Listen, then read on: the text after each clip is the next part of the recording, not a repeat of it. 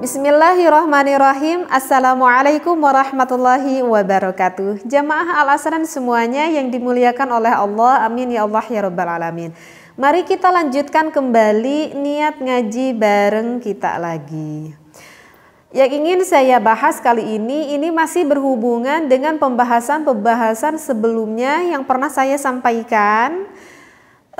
Kenapa saya tidak menyampaikan langsung semuanya di dalam satu kajian itu karena saya kalau durasinya yang terlalu panjang khawatir mendengarkannya itu enggak tuntas sampai beres sehingga takut menjadi gagal ataupun salah pemahamannya, dan sengaja saya berikan ilmunya sedikit meskipun sedikit, yang penting faham akan ilmu yang saya sampaikan tersebut.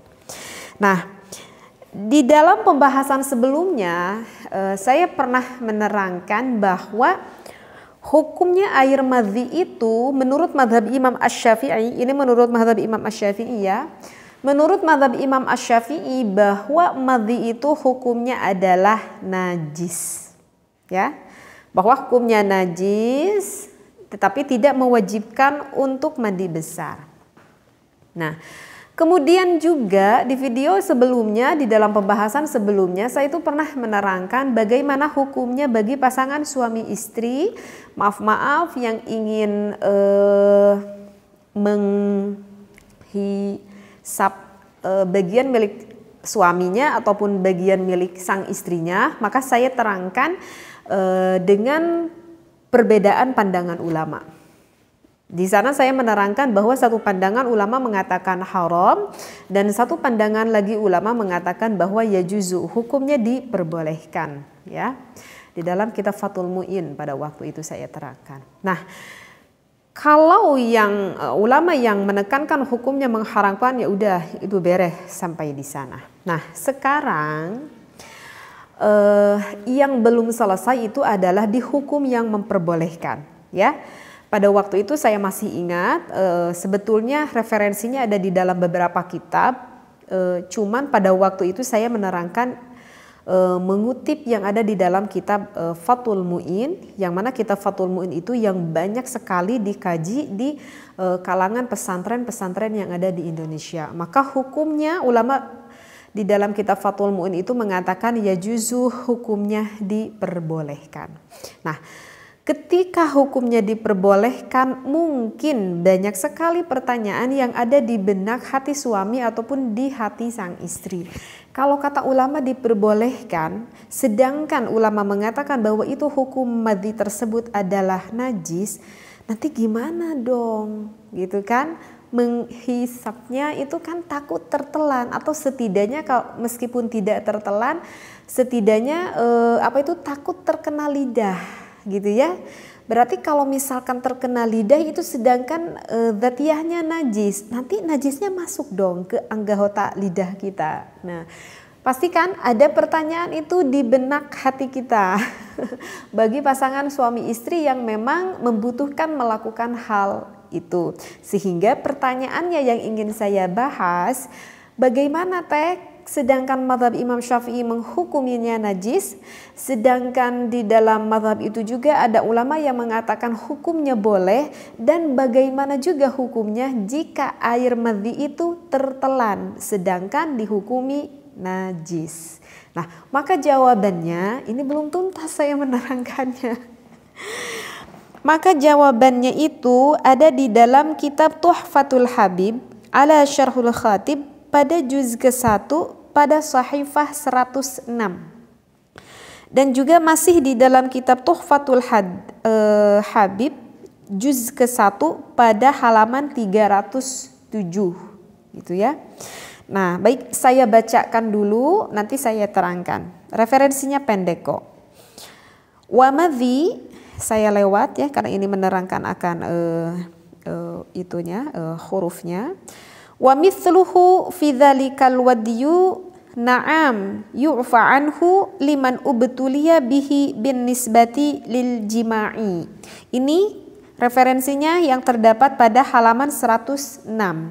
Sekarang referensi yang pada halaman 307 di sini dikatakan la yukallafu ghusladz dzakari minal madhi li'annahu rubbama fatarat syahwatuhu an jima'in yuriduhu wa taqaddama annahu yu'fa anhu bin nisbati lil jima'i la lima asaba badanahu minhu aw thawbahu.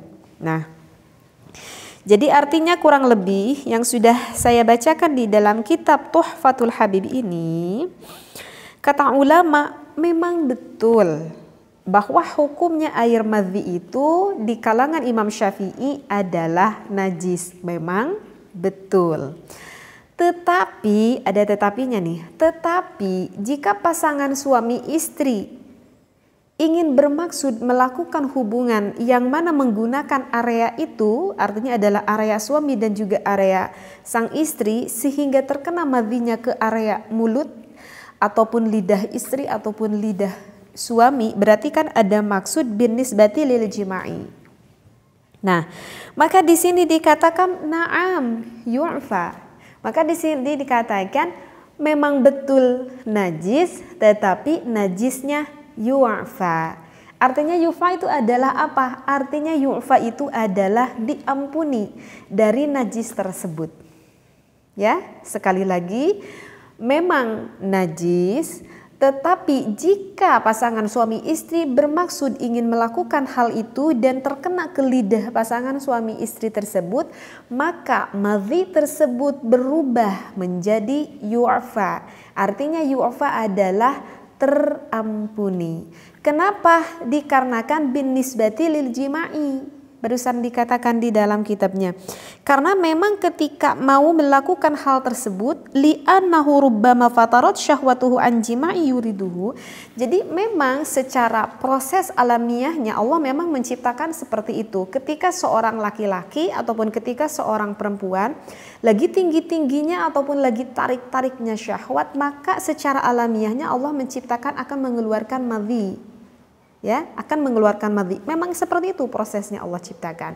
Sehingga akan sangat sulit sekali ketika lagi tinggi-tingginya syahwat tidak mengeluarkan madhi. Seperti itu. Sehingga ya gimana dong? Pastikan itu kan akan menyulitkan bagi pasangan suami ataupun bagi pasangan istri. Nah, dikarenakan menyulitkannya itu sehingga ada ulama yang mengatakan yu'fa, diampuni. Seperti itu. Jadi dari pembahasan yang kemarin ini adalah penutup penuntasannya seperti itu.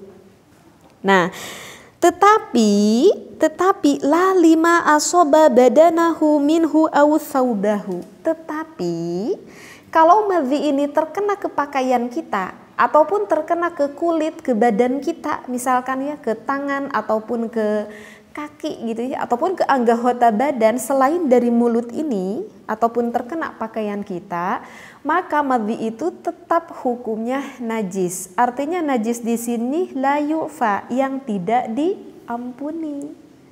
Paham? Ya?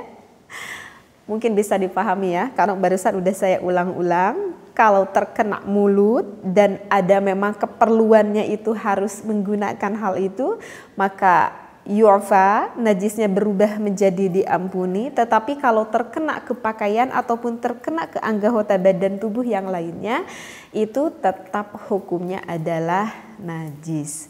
Sehingga kalau misalkan ada madhi terkena ke pakaian dalam milik suami, sehingga kalau misalkan istrinya mencucinya tidak bersih sehingga masih ada madhi di celana dalam suaminya, nah itu celana dalamnya itu tidak boleh dipakai sholat.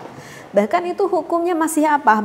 Bahkan itu hukumnya masih najis, nggak boleh dipakai, gitu ya.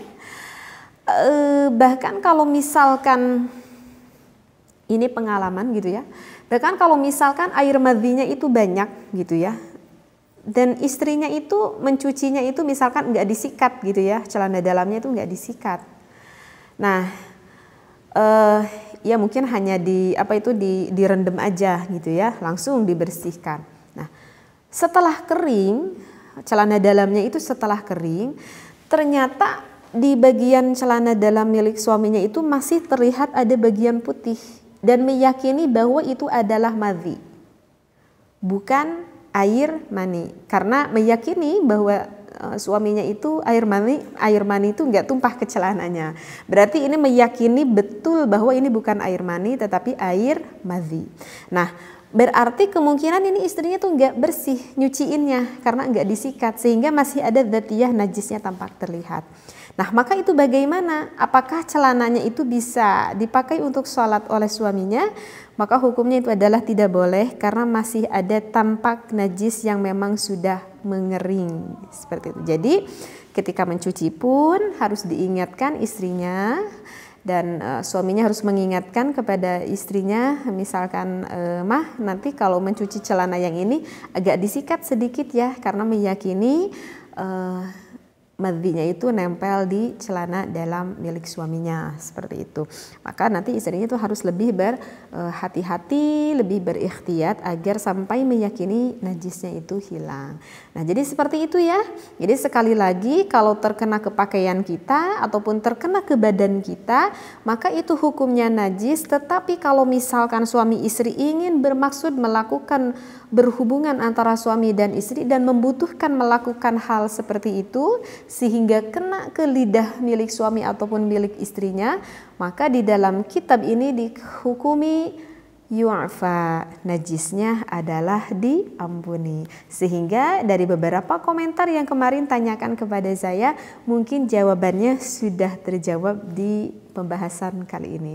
Mudah-mudahan apa yang saya sampaikan begitu bermanfaat sekali. Ambil hikmahnya, ambil positifnya ya di dalam perbedaan pendapat ini sehingga kita menjadi orang yang lebih bijaksana.